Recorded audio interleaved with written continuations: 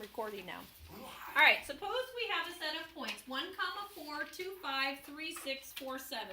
The inverse, if you remember, you just switch the x's and the y. So it's 4, 1, 5, 2, 6, 3, 7, 4.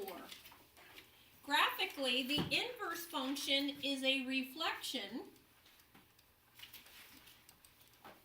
over the line y equals x. Algebraically, you can prove two functions are inverses if f of g of x equals x and g of f of x equals x. So if f of x is 2x cubed minus 1 and g of x is the cube root of x plus 1 over 2, to verify it algebraically, we're going to just review quickly a composition of functions. This would be f of the cube root of x plus 1 over 2. And this is saying go to the f function 2 times your input cubed minus a 1.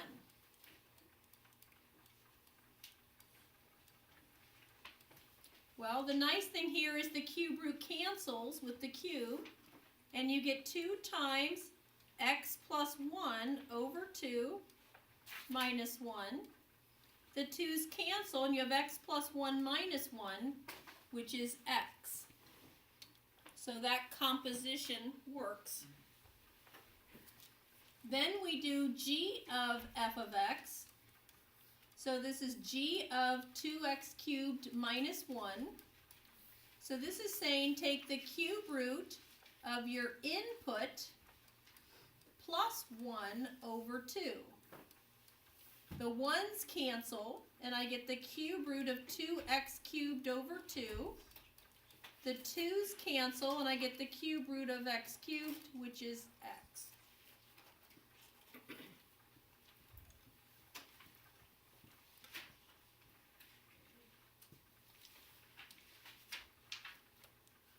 So if I look at the f of x, and I know that's an x cubed, I'm not going to plot too many points.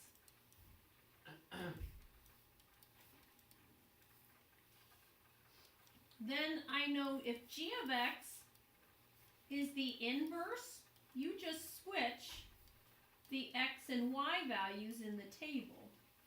Okay? So I have negative 1, 0, 1, 1, negative 3, negative 1. Now this one's a cube root. Remember, cube roots look like this?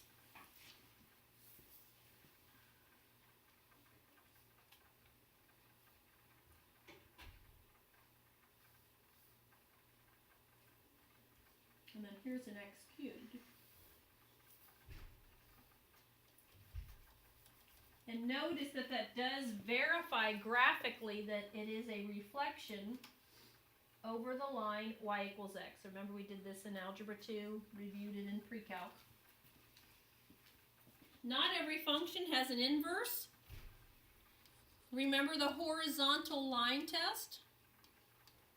The horizontal line test for an inverse function tells whether the function has an inverse. If and only if every horizontal line intersects the graph only once. A function that passes both the vertical line test and the horizontal line test is called one-to-one. And if it's one-to-one, the function and the inverse are functions. So in this one, on the left, does it pass the horizontal line test? No. How about this one? Yes. Okay, let's flip the page. All right, so how to find an inverse. We're not going to do all of these, but let's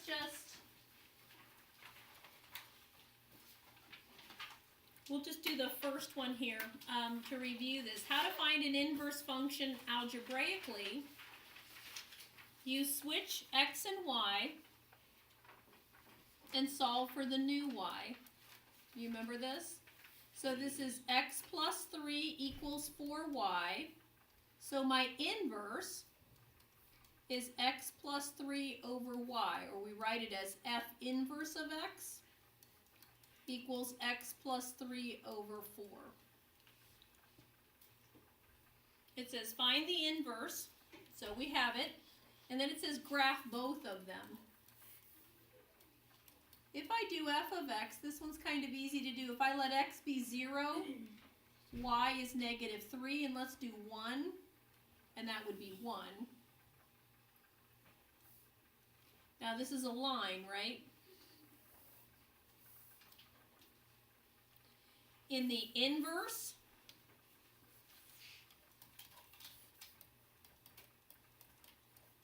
this would be negative 3, 0, 1, 1.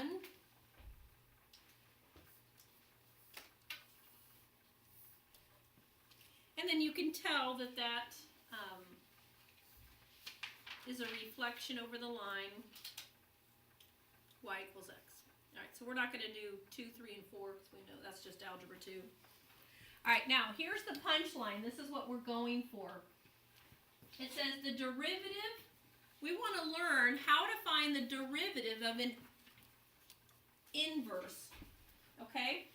And recall that if you have f of g of x and their inverses, we know this, right? Okay, you guys, this is really, really important conceptually because they're going to manipulate it this way on the AP exam.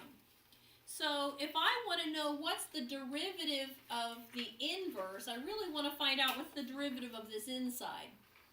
So here's what we're going to do. We're going to take the derivative of both sides.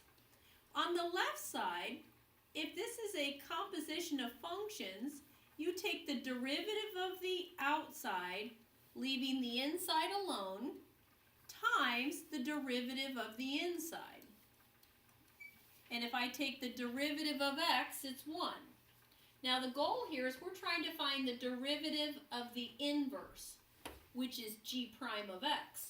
So g prime of x is actually going to equal 1 over the derivative of f times, or not times, but the derivative of g of x, okay?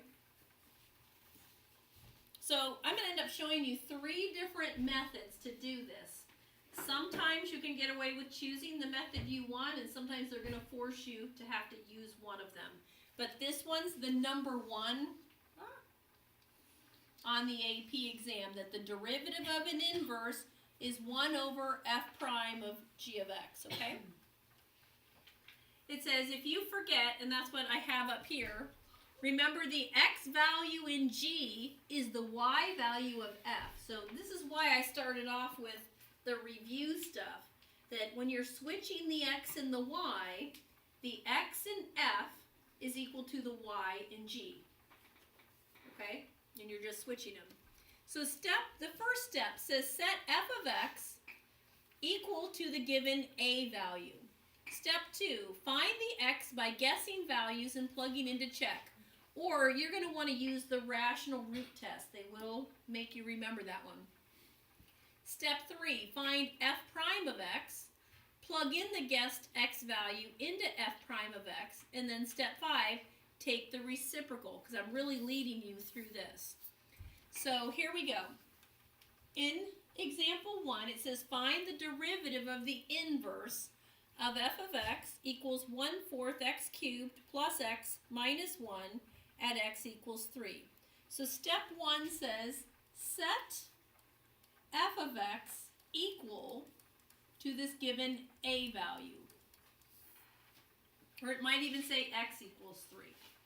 So if you want to solve this, you need to get everything on one side equal to 0. Okay, well this is clearly not going to factor. And if this is on the no calculator part, we've got to have some other options to do. The rational root test says you take the factors of the last term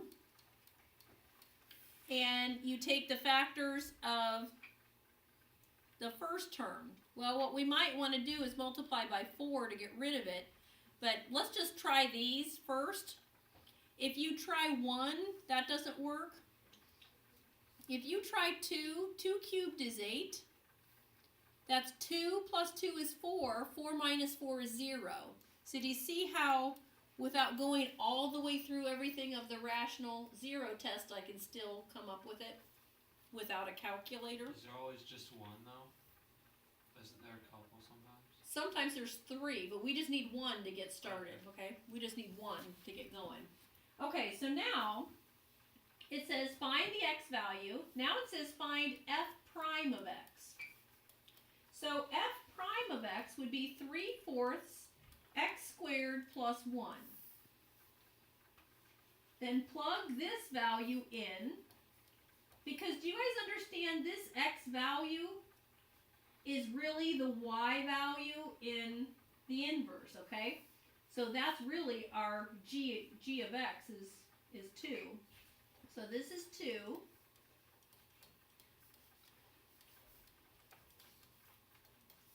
So do you get 4? And then the last thing you do is it's really 1 over this value. So it's 1/4. And then I'm going to show you these 2 other methods that I think the other methods are a little bit easier to do than this, but you can then choose. All right, so here we go. Example 2. So we're going to replace f of x with the 2. Is that a 1? Yeah.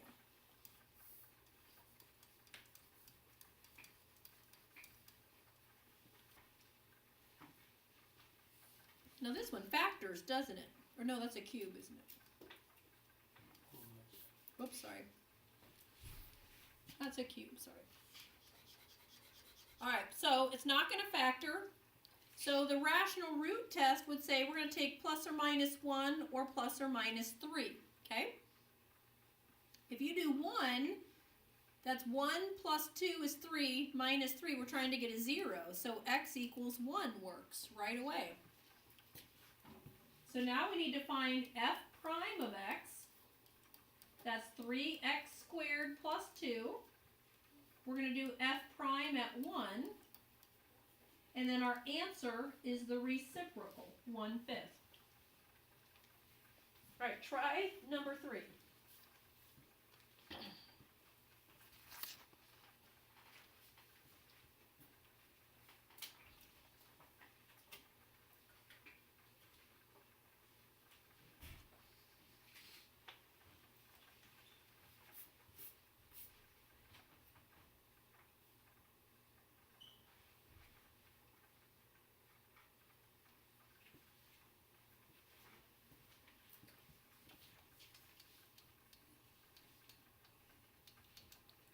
Now this one's unit circle, right? From negative pi over 2 to pi over 2, what's x? It's not pi. Over 2? No. Oh.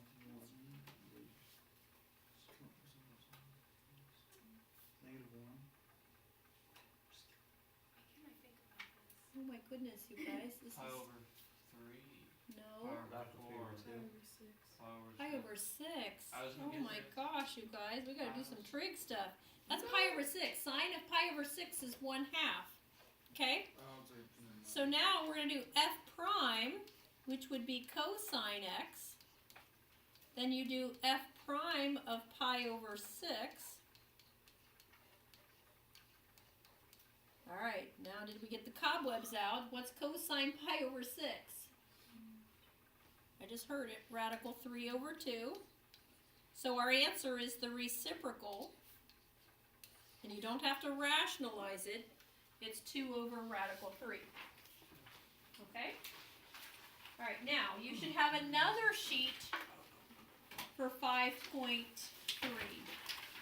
And it looks like this. You guys have this one? Method 1? Yeah. Okay, let's move on to this. And this one is similar. Method 1 says simplify the inverse function. This works when it's easy to find the inverse function. So on the first handout, we reviewed by switching x and y, solving for new y. Then, if you have that new y, that is the inverse. Take the derivative and plug in your given value, whatever they gave you. Method 2 is, if it's difficult, you can actually find dy dx implicitly and then solve for the dy dx, and it will be in terms of y. Replace the value of k for x in your inverse function and solve it for y, and plug that into your dy dx. Okay? So let's look at this. In example 1, if y equals 2x minus 5, method 1 says if it's easy to solve for y, to switch x and y and solve for the new y, you can just switch it. And if I divide by 2, so do you guys understand that this new y is the inverse? And now I can do y prime, so the derivative of the inverse is 1/2. So if it's easy to switch x and y, you want to do that. Method 2 says you switch the x and the y's and then do implicit differentiation and then solve for dy dx. And in this case it was awfully simple, so it wasn't a problem. We'll get to some more interesting ones, okay? Implicity is just a fancy word for... Remember where you're doing it with respect to x. Yeah. Okay, so let's look at example 2. It says find the derivative of the inverse function of f of x equals x cubed minus 4x squared plus 7x minus 1 at x equals 1. So let's switch x and y. Do you see that it's actually impossible to solve that for y? So we can't use method 1. Now what we're going to do is we're going to do implicit differentiation. Now it's okay if we use y prime, that's okay. And then we're going to solve this for y prime. So I'm going to factor out a y prime. And divide by that.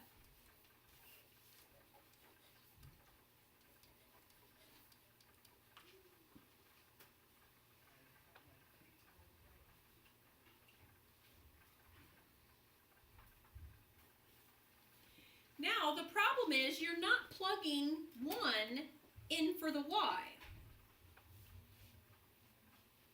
We have to find out what was the y value here. Okay, so what you have to do is we have to go, x was 1 here in y cubed minus 4y squared plus 7y minus 1.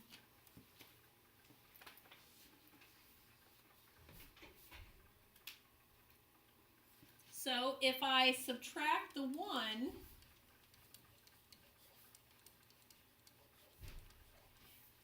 okay, if you try 1 and 2 and -1, -2, none of them work. So this would have been on a calculator part. So let's go to the calculator just so that I can refresh your memory on how you find the solution here, in case you have forgotten. So I'm just going to put in x, even though it's really a y. So I'm going to do x cubed minus 4x squared plus 7x minus 2. And I'm going to do zoom 6 because I have no idea what I was doing the last time I used this.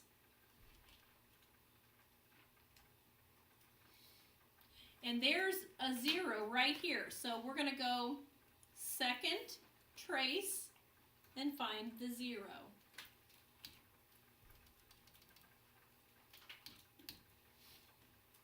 And it's about 0.349. Now you guys, on your calculators, you cannot round on this, okay? In the body of your problem. It's very, very important. I know some of you were doing that. And so we need to go as far as the calculator will go. But then watch how we can, whoops. Well, you know what, I'll just do it on the calculator screen, okay? So watch what we're gonna do. We're gonna say 0.3, it's not a 3, 0.349378881, and we're gonna store it. And if you want to store it, we can store it for y, alpha y, okay? Remember, alpha and y. And then we're going to tell the calculator to compute 1 divided by, and you have to tell it to do the entire denominator, 3 alpha y squared minus 8 alpha y plus 7. Where's y? It's alpha and the number 1. Oh. There you go. And I'm getting 0.21, and then that'll round to a 9.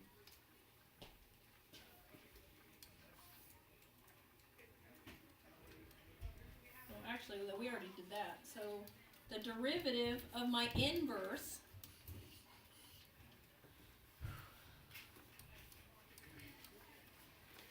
is 0.219. Okay? Alright, let's try another one. Example 3. And you guys are welcome. I'll upload this and you can watch it again if you need to. Example 3 says, find the derivative of the inverse of y equals x cubed plus 1 at x equals 9. So, if I switch the x and the y, I can actually get new y alone. So it's a little bit easier to do the first method here. So this is actually our inverse, isn't it? So if you want to then take its derivative, you bring down the power, decrease the power by 1, and take the derivative of the inside, which would just be 1. Now, since this is at that x value, so I don't have to do anything weird when you do this, it's at that value. So this is 1/3, and that's 8 to the negative 2/3. So that's 1 over, it's the cube root of 8, which is 2 squared, so it's 1/12.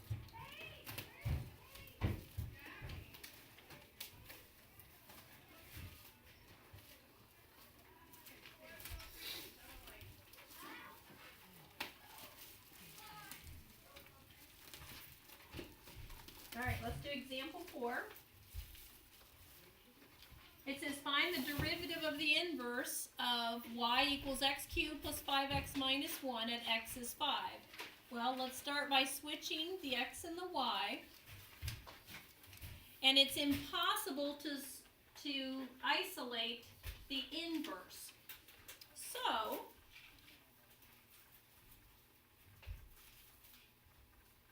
we have to do the explicit differentiation. So it's 3y squared y prime plus 5y prime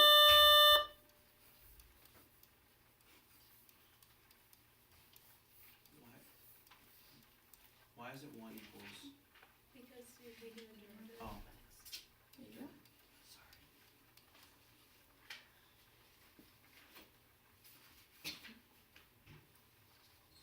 Now, do you guys understand why in 3 we could plug in that x, and here we're looking for a y, okay? So, you know, I just need you to understand why we do it one way versus the other.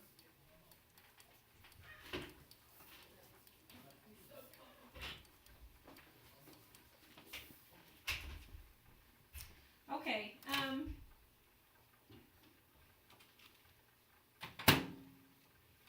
can you tell if you tried the rational zero test? If I plug in a 1, that works, doesn't it? Okay, so sometimes just some of those factors work pretty easily. So then it's 1 over 3 times 1 squared plus 5. So y prime is 1/8. Alright, let me give you you a head start, and I want you to try example 5 on your own. Do we not have like 5.3 notes you gave us? Just these two things. I mean, these are the notes.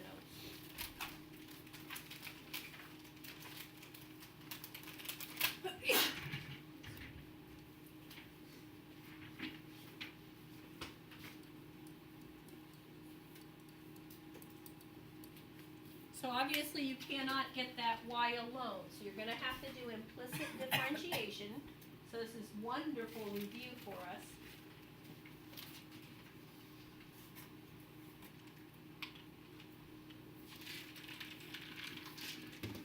Now be careful.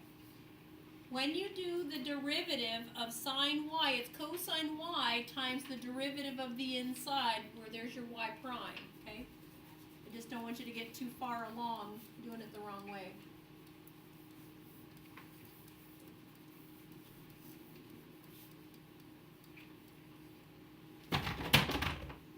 So here's the derivative of the inverse, but I don't have the y value. So I've got to find the y value. This one is definitely going to have to be done on the calculator.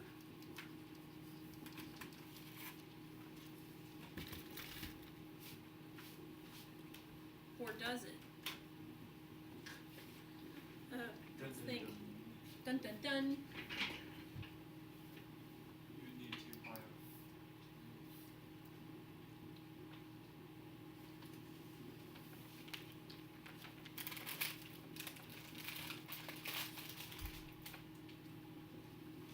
Can you think of a y value that would make that 0. true? Well, let's try 0. 0 plus 0 is not pi. Can you think of anything else? What's the sign of pi? No, it's not. Zero. 0. Oh. But what would pi plus 0 be? Pi.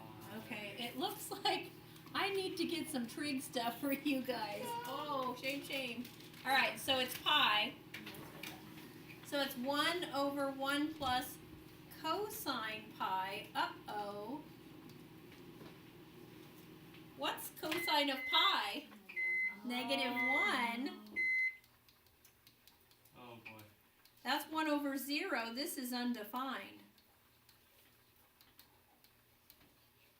So the derivative of the inverse does not exist, does it? Oh, okay. I can do this one. Alright, example 6. Just because I want to try to finish this. Actually, I might finish. Alright, if you have f of x is x cubed plus x, and if h is the inverse, we want to find h prime of 2. This is another way of saying that x is 2. Find the derivative of the inverse at x is 2. So, we switch the x and the y. You realize you can't solve for y.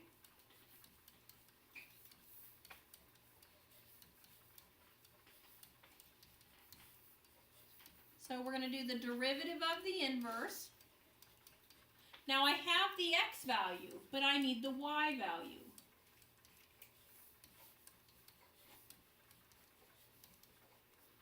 Hey, 1 works, doesn't it? If you just try that pretty quickly.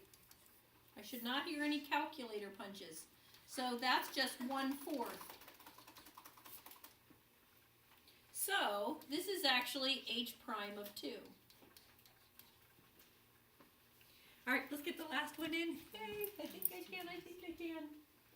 Alright, example 7 says let f of x equals x to the 5th plus 2x minus 1. And if h of x is the inverse of f of x, then find h prime of 2. Alright, so we're going to switch the x and the y. You can't get it alone, so we're going to do implicit differentiation. What on earth? There we go.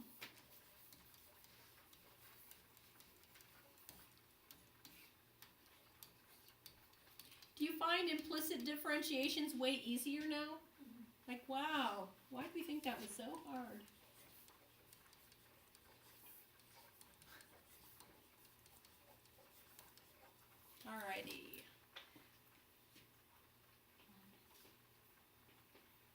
least. I'm just kidding.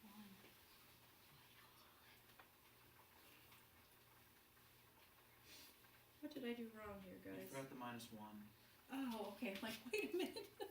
I was looking at it like, what did I do wrong? Knows me. Yeah, okay, there we go.